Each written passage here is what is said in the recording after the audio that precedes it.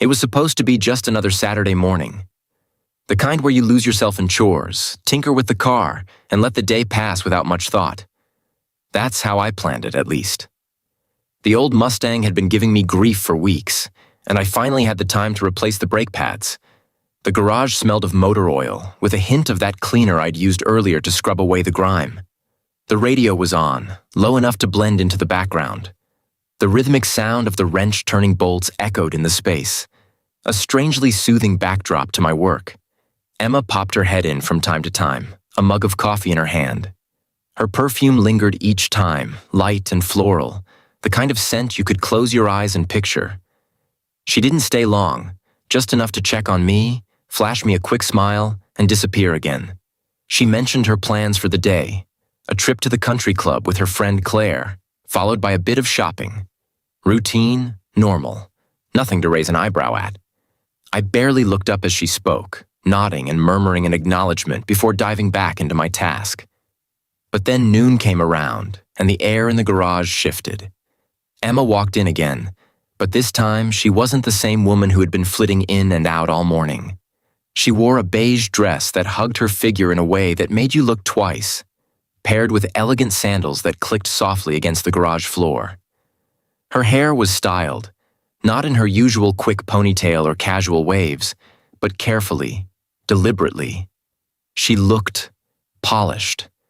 Too polished for an afternoon with Claire. I paused, wrench in hand, and glanced at her.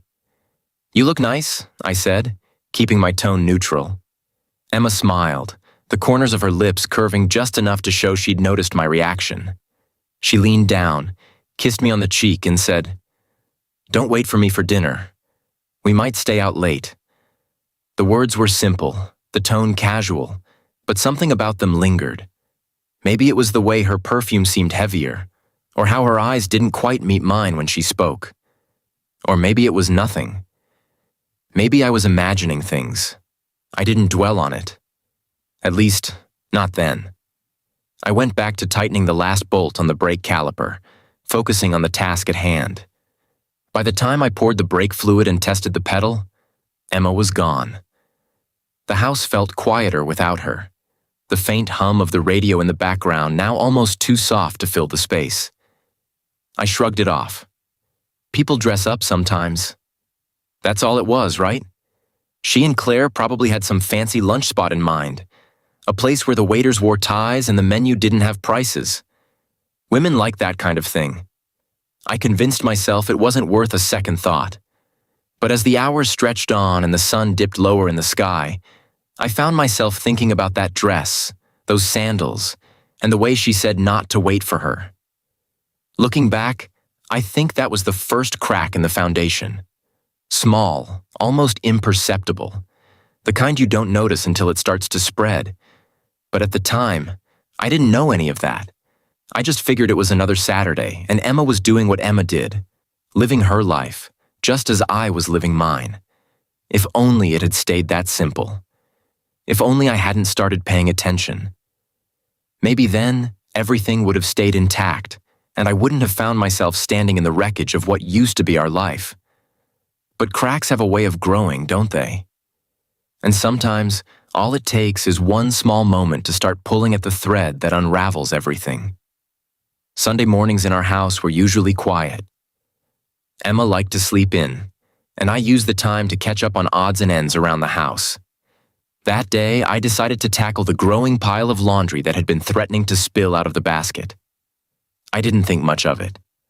Laundry was laundry, a mindless task to keep me busy until Emma woke up and we could share breakfast. I sorted through the clothes like usual. T-shirts, jeans, Emma's blouses, until something caught my eye.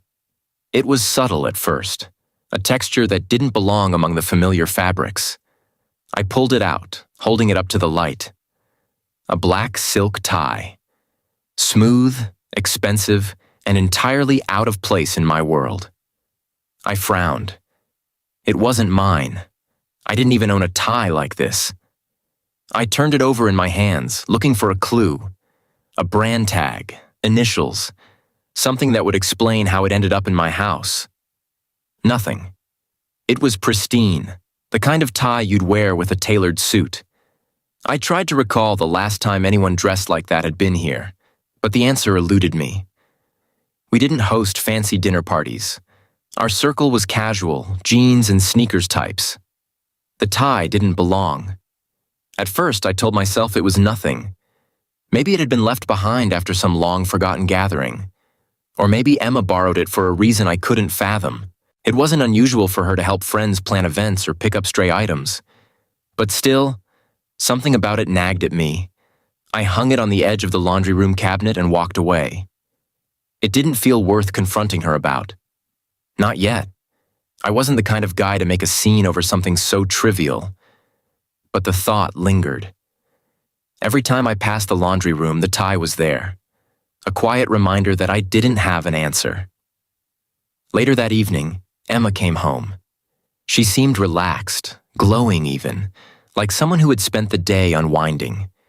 We sat in the living room, her scrolling through her phone while I flipped aimlessly through TV channels. The tie was still on my mind, so I decided to ask casually, as if it had only just occurred to me. "Hey, do you know where that tie came from?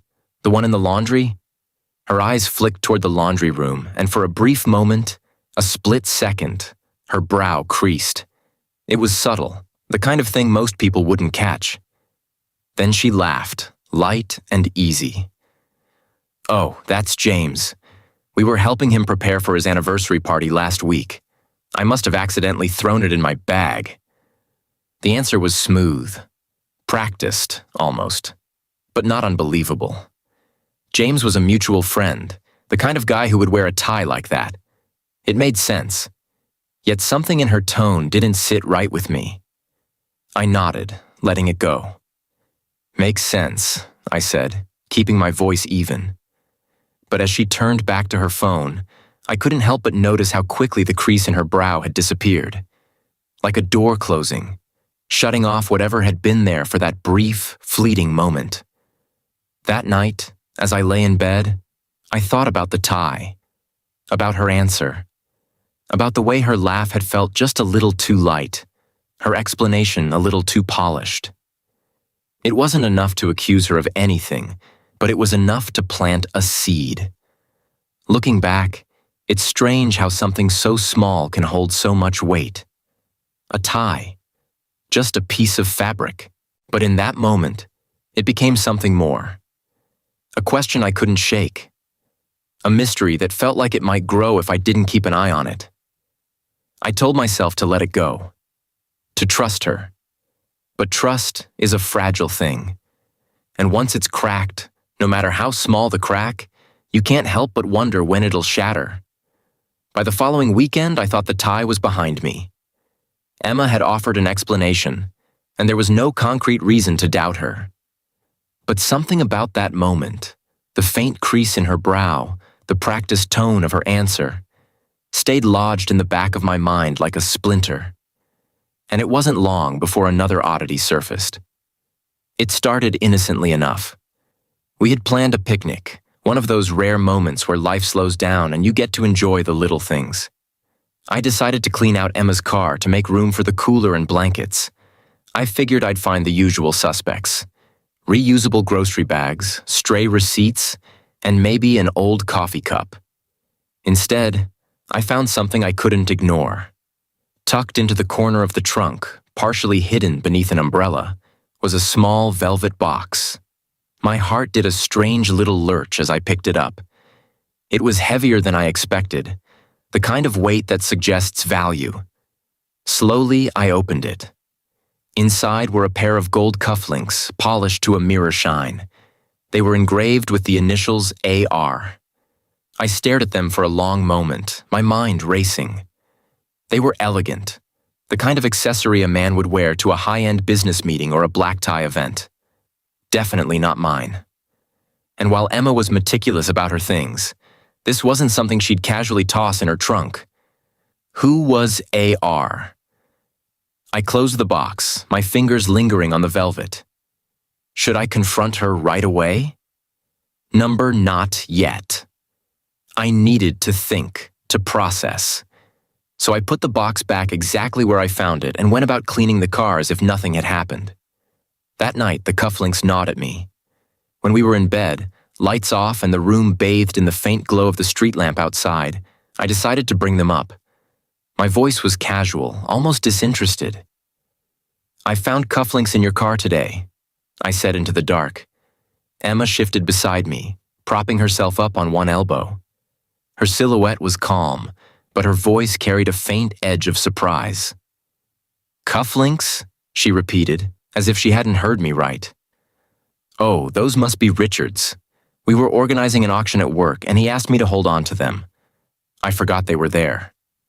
Her explanation was quick, smooth, too smooth. But there was nothing in her tone that hinted at panic. If anything, she sounded slightly annoyed at herself for being forgetful. I couldn't find a crack in her story, so I nodded. "Makes sense," I said, rolling onto my back. But it didn't make sense. Not entirely. The box had been in the trunk, buried under other items. If she was holding on to them for a work event, why not keep them in her office or somewhere more accessible? And why hadn't she mentioned them until now? Over the next few days, I started noticing patterns. Little things. Her phone, which she used to leave face up on the counter, was now always face down.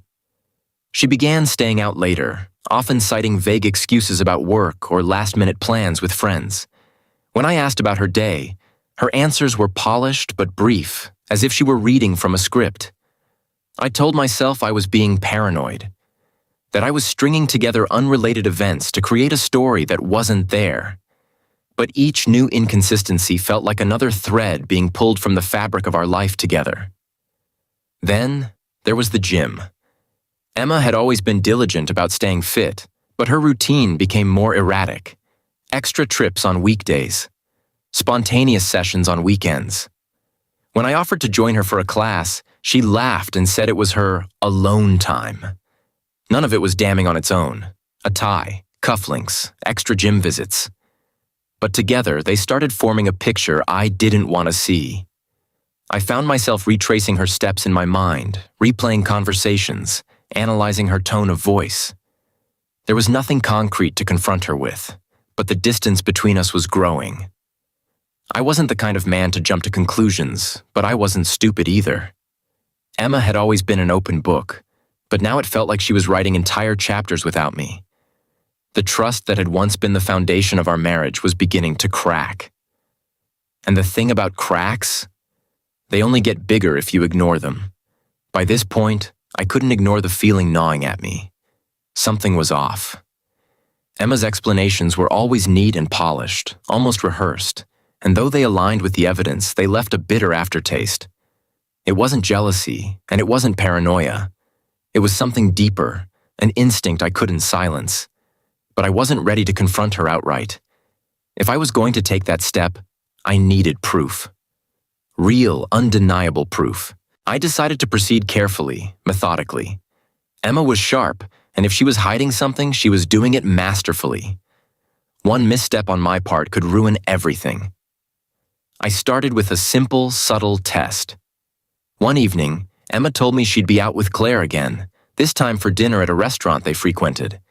It sounded routine, nothing out of the ordinary. But I decided to call her about 45 minutes after she left, under the pretense of needing her help finding something. "Hey, Emma," I said, keeping my voice casual. "Sorry to bother you, but I can't find the kitchen renovation contract. Do you remember where it is?" There was a pause on the other end, just long enough to make me wonder if I'd caught her off guard. Then, her tone softened, steady as always. "Oh, it's in the blue folder in the hallway drawer. You must have missed it." I listened carefully, not just to her voice, but to the background noise. I could hear the faint hum of conversations, the occasional clink of glass, and soft music, exactly what you'd expect at a restaurant. Everything checked out. She even asked if I'd eaten dinner, a thoughtful question that seemed to reaffirm her innocence. But just as I was about to hang up, I caught something. A male voice, faint but distinct, said, "Hey, Emma, everything okay?" I froze. It wasn't a big deal, not really. Maybe a waiter or another diner nearby. But the familiarity in his tone didn't sit right with me. The next day, I checked the drawer she'd mentioned. The contract was there, exactly where she said it would be. Everything lined up. Yet that voice still lingered in my mind. The second phase of my plan required a little more effort. I had a GPS tracker, something I used during road trips to avoid getting lost. It was small, discreet, and easy to install. That morning, while Emma was in the shower, I slipped it into the trunk of her car, hidden under the carpet. It was secure, almost invisible, and linked to an app on my phone. That evening, when Emma left for another supposed outing with Claire, I opened the app and watched her route. At first, everything seemed normal. She drove directly to the restaurant where they often met. For about 2 hours, the car remained stationary. Then, as the third hour ticked by, the car started moving again. This time, the tracker showed her heading toward a quiet residential area. I knew the area well. It wasn't near any restaurants, shops, or landmarks. My pulse quickened as I stared at the blinking dot on the screen. When Emma came home later that night, I tried to sound as casual as possible. "How was dinner? Did you stop anywhere else afterward?" She smiled, her expression as calm as ever. "Oh, yes. Tara forgot her phone at the restaurant, so we had to circle around the neighborhood looking for it. Can you imagine? 10 minutes of driving in circles before we found it." Her explanation was flawless, matching the route I'd seen on the tracker. Every stop, every turn, it all added up. Yet something still felt off. The third part of my plan involved one of the most basic senses: smell. Emma had a favorite silk shawl she wore whenever she went out in the evening, but this time, she left without it. When she came home, her dress carried a faint, unfamiliar scent. Not her usual perfume, but something musky, distinctly masculine. "Did something happen?" I asked, feigning concern. "You smell different." Emma laughed softly. "Oh, the waiter spilled some cologne on me while clearing the table. Clumsy guy." Her answer was quick, but my gut told me otherwise. The inconsistencies, the vague explanations, they were all starting to add up. Each piece of the puzzle seemed innocent on its own, but together, they painted a picture I couldn't ignore. Emma was hiding something. I didn't know what it was yet, but I was determined to find out. The next step wasn't just about gathering more evidence. It was about escalation. If she was going to keep secrets, I was going to uncover them. And I wasn't going to do it alone. I don't know what was worse: the doubts that kept circling in my head or the growing realization that I was actively trying to find something. It's strange, isn't it? How a part of you hopes you're wrong, that it's all in your head, while another part keeps telling you to dig deeper. By now, though, it was no longer just about the tie, the cufflinks, or the faint smell of cologne. It was about Emma herself. The little shifts in her behavior, the way her responses felt rehearsed, the sense of distance creeping into our conversations. I decided it was time to bring in reinforcements. Not the kind who would gossip or tell me to jump to conclusions, but people I trusted. Men who had stood by me through thick and thin.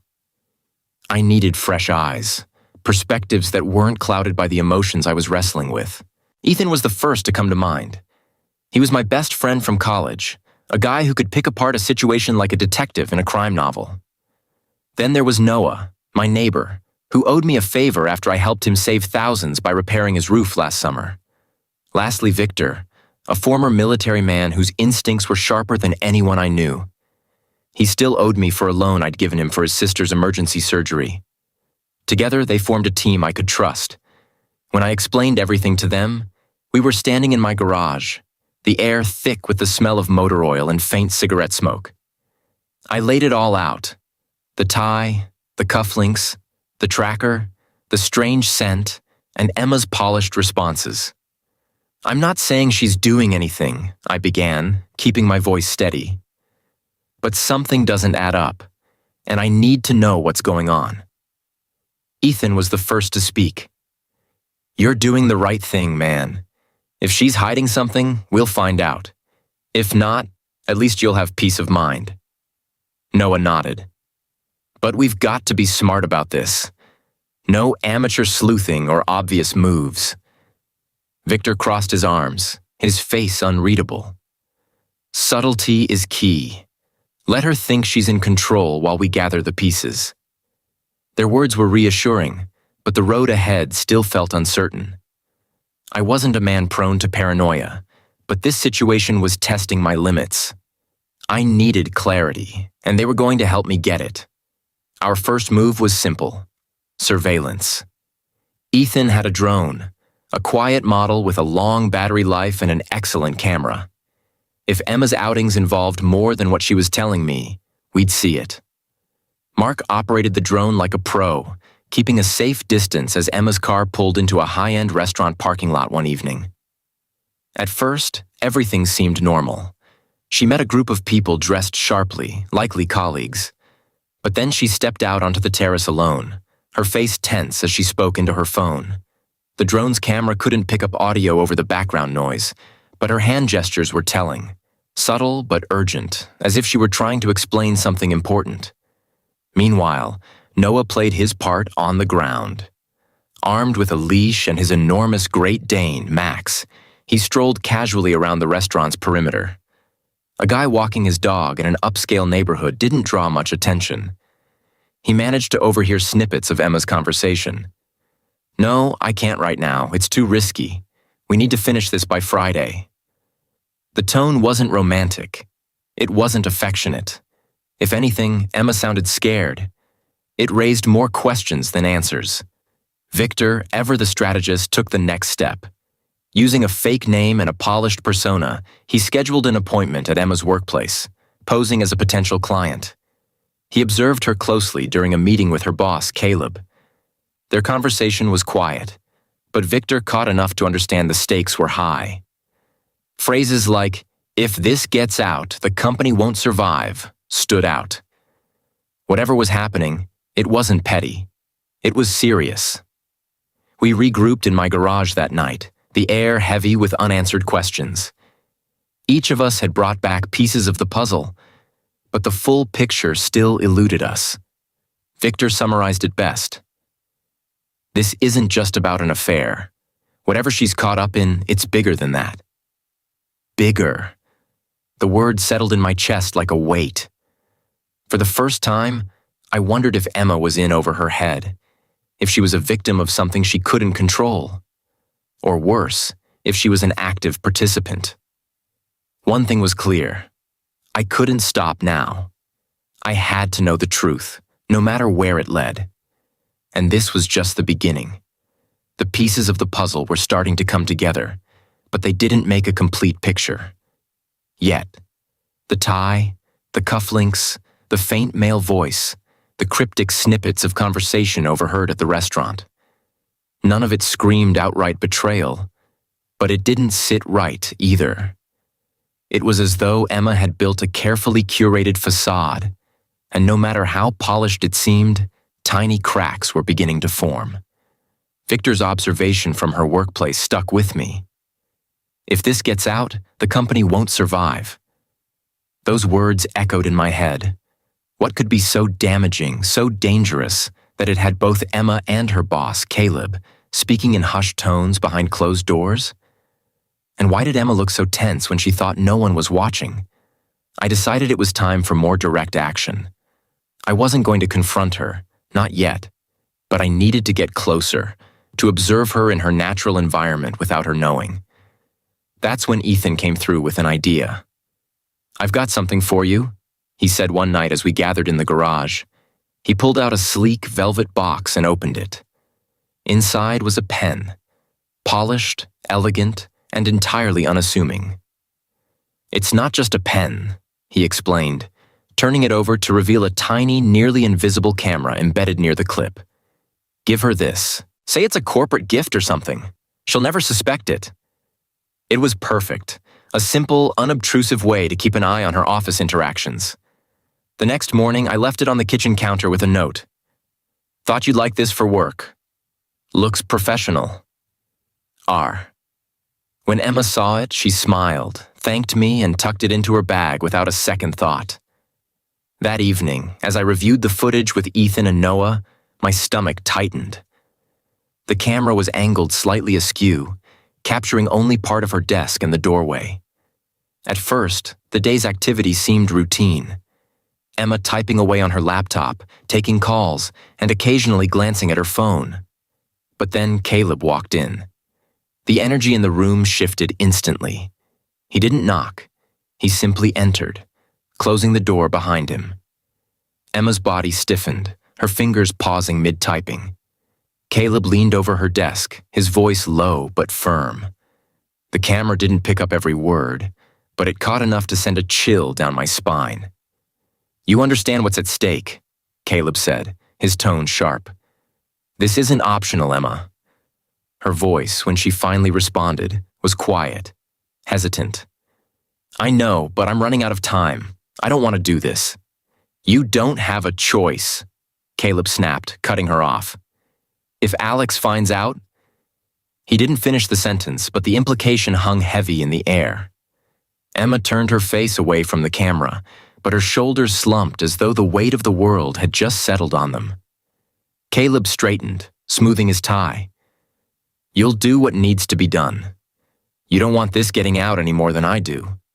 With that, he left, closing the door behind him. Emma remained seated, her head in her hands, her body trembling ever so slightly. The footage ended there, but it was more than enough. My mind raced with questions. What didn't Emma want me to find out? What was Caleb holding over her? And why did it seem like she was trapped in something much bigger than just the two of us? I didn't sleep that night. I lay awake, staring at the ceiling, trying to make sense of what I'd seen.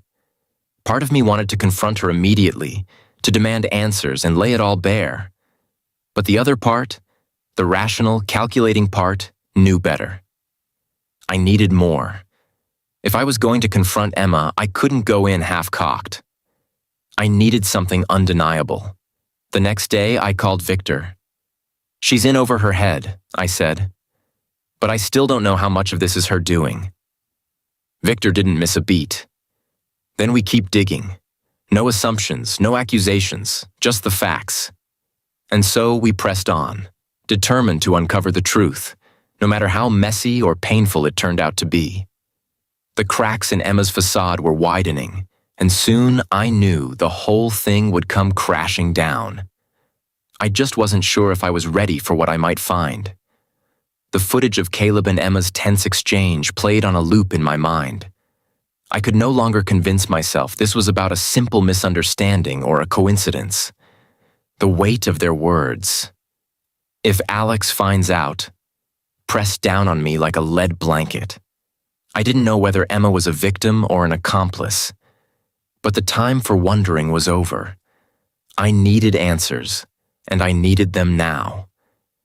The opportunity came sooner than I expected. Emma had left her laptop open in the living room one evening after working late. It was an uncharacteristic move. She usually logged out or took her devices to the bedroom. I waited until she went upstairs to shower, then quietly sat down at the coffee table. My hands hovered over the keyboard, trembling slightly as I debated whether to cross this line. I told myself it wasn't snooping. It was the pursuit of the truth, a necessary step to preserve whatever trust might still exist between us. I clicked on her messaging app, my heart pounding in my ears. The chat window with Caleb was already open, the most recent messages staring back at me like a slap in the face. Caleb asked, "Are you sure about tomorrow? You can still back out." Emma replied, "No. I've made up my mind. I want to move forward." Caleb said again, "The hotel is booked. Room 213. I'll meet you there at 7. And Emma replied, "Understood. I'll be there." The words hit me like a freight train. There was no ambiguity here, no wiggle room for doubt. Emma wasn't being manipulated. She was actively participating. Whatever was going on, she had chosen this path willingly. I snapped a picture of the screen with my phone, then carefully closed the laptop and returned it to its original position. I sat back on the couch, staring at nothing, as the realization settled in. She wasn't just hiding something. She was actively deceiving me. The next day, I began preparing for the inevitable confrontation. I couldn't go in blindly, fueled by anger. That would only lead to chaos. No, I needed a plan, a methodical, calculated approach. This wasn't just about satisfying my curiosity anymore. It was about protecting myself, my home, and everything I had worked for. I installed a small camera in Emma's car, carefully tucking it into the dashboard's plastic lining. It was nearly invisible, and with the live feed linked to my phone, I could watch her movements in real time. That evening, when she said she was heading out for a work meeting, I waited until she left and then opened the app. Emma's route was predictable at first. She drove straight to a high-end restaurant downtown, parking in a secluded corner of the lot. Moments later, Caleb appeared, walking briskly to her car and climbing into the passenger seat. My pulse quickened as I watched their interaction unfold. The audio was faint but clear enough to hear the tension in their voices. Caleb said, "Are you sure about this? There's no going back after tonight." Emma replied, "I'm sure. I've been waiting for this for too long." The kiss that followed was brief but unmistakable. She was the one who initiated it, leaning toward him without hesitation. My stomach churned as I watched them pull away, their faces lit with a mix of determination and guilt. They drove off together, the camera tracking their route to a luxury hotel across town. I didn't need to follow them. I already knew where they were going and what would happen next. But I wasn't done yet. Earlier that day, I had arranged for a hidden recording device to be placed in room 213, tucked neatly into a decorative lamp. If there were any lingering doubts about Emma's intentions, this would settle them once and for all. Hours later, sitting in the garage with my phone connected to the recording device, I listened to their conversation. The sound was crystal clear, every word cutting deeper than the last. Caleb texted Emma saying, "Why did it take you so long to agree to this?" Emma replied, "Alex doesn't see me anymore. I'm just there, part of his routine. But with you, I feel alive." He told her, "You could have just left him." And she replied that, "It's not that simple. I don't want to hurt him. This is easier." That final sentence broke something inside me. This is easier. As though betraying me, lying to me, and dragging our marriage through the mud was a matter of convenience. I ended the recording and stared at the screen in silence. I had everything I needed. Proof of her lies, her actions, and her choices. There was no longer any room for doubt. The woman I thought I knew, the life I thought we shared, was gone. That night, I couldn't look at Emma the same way. Every word she spoke felt hollow, every smile a mask hiding the truth. But I didn't confront her. Not yet. If I was going to do this, I was going to do it on my terms. The cracks in our marriage had widened into a chasm, and soon, everything would collapse. But when it did, it would be on my timeline. I wasn't going to lash out or lose control. I was going to expose her lies with precision, leaving no room for excuses. And believe me, when the time came, she wouldn't see it coming. If I was going to confront her, it needed to be methodical, undeniable, and inescapable. Then she handed me the perfect opportunity. "We're hosting a small corporate party this Friday," she announced over dinner. "Just a few colleagues, nothing too elaborate. Can you help me set up?" Her request came with a smile, the kind of smile that might have softened me in the past. But now it felt rehearsed, calculated. I forced myself to smile back. "Of course, whatever you need." Inside, I couldn't believe the audacity. She was bringing Caleb into my home. Into our home. If she thought this party would be her safe haven, she was wrong. This wasn't going to be a celebration. It was going to be an unveiling. The day of the party, I worked quietly but deliberately, making sure everything was ready, not for her guests, but for my plan. I transferred all the evidence, the messages, the recordings, the footage, to a secure flash drive. Then I set up the living room TV to display the contents with the press of a button. I didn't want a screaming match or a chaotic scene. I wanted the truth to speak for itself.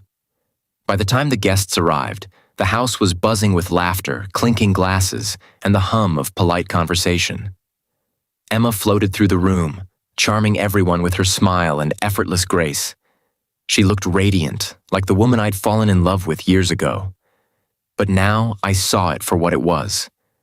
A performance. Then I saw him. Caleb.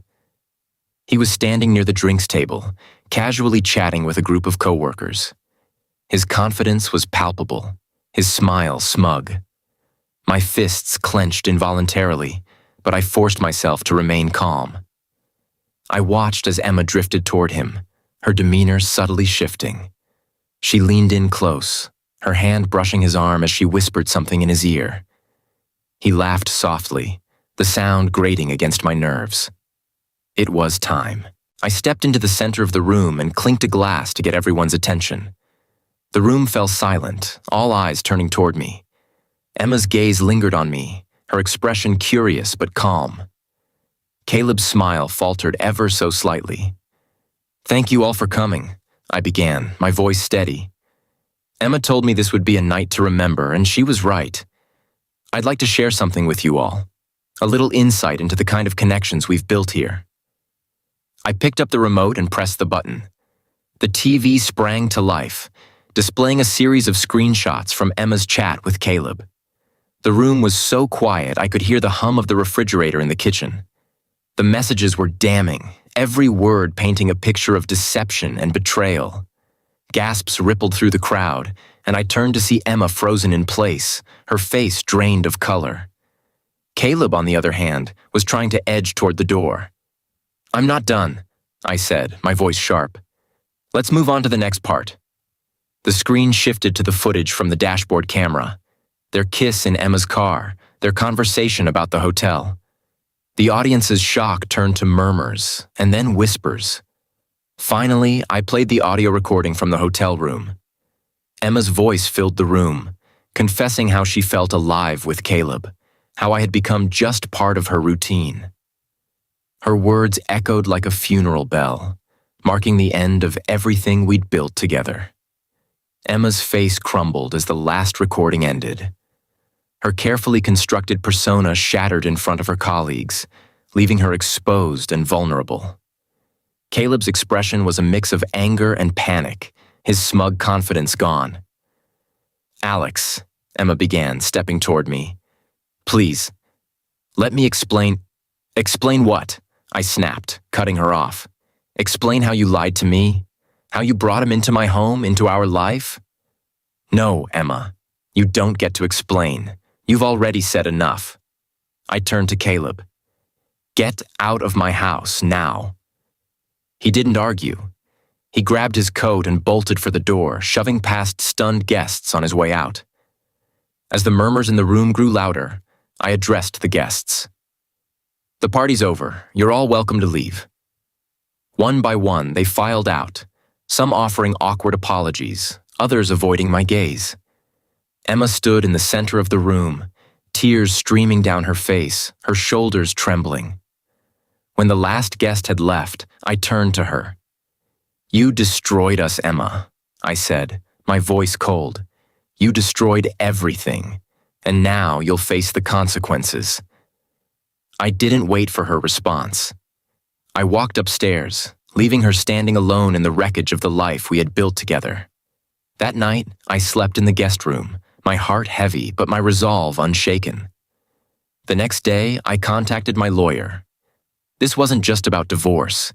It was about making sure she couldn't take anything else from me. And I was just getting started.